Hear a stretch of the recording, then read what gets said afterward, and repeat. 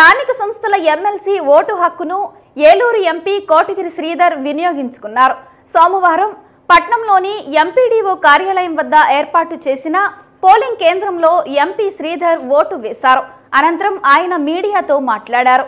వైఎస్ఆర్సీపీ ప్రభుత్వ ప్రభంజనం ఈ ఎమ్మెల్సీ ఎన్నికల్లో మొదలవడం కనిపించిందన్నారు. రానున్న ఎన్నికల్లో మరోసారి ముఖ్యమంత్రిగా వైఎస్ జగన్మోహన్ రెడ్డిని చూడబోతున్నామని ధీమా వ్యక్తం చేశారు. తమ ప్రభుత్వం ద్వారా ప్రతి సామాన్యుడికి న్యాయం జరిగిందని తెలిపారు. దీంతో గత విజయం కంటే మరింత పెద్ద స్థాయిలో ఈసారి తమ పార్టీ విజయం ఉండబోతుందని ఆశాభావం వ్యక్తం చేశారు.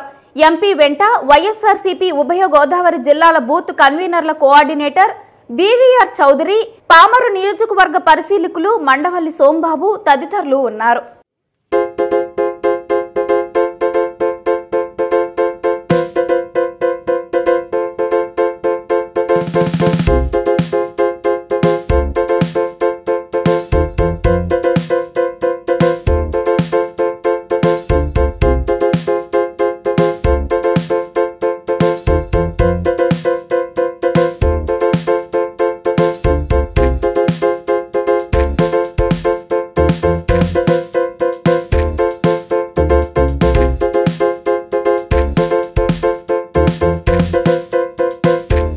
ఎమ్మెల్సీ ఎలక్షన్ లో పశ్చిమ గోదావరి జిల్లా వరకు వస్తే దాదాపు 1050 ఓట్లు క్వాలిఫైడ్ ఓట్లు ఉన్నాయి. ఎంపీటీసీలు, జెడ్పీటీసీలు, ఎమ్మెల్యేలు, ఎంపీలు, దాంతోపాటు కౌన్సిలర్లు 950 పైగా వైఎస్ఆర్సీపీ ప్రతినిధులు. వైఎస్ఆర్సీపీ ప్రభుత్వ ప్రభంజనం ఈ ఎమ్మెల్సీ ఎలక్షన్ లో మొదలవుతాం చూస్తున్నాము. అది 2024లో మరొకసారి ముఖ్యమంత్రిగా జగన్మోహన్ రెడ్డి గారిని చూడబోతున్నాము. అది మామూలు విషయం, మామూలుగా ఉండదు.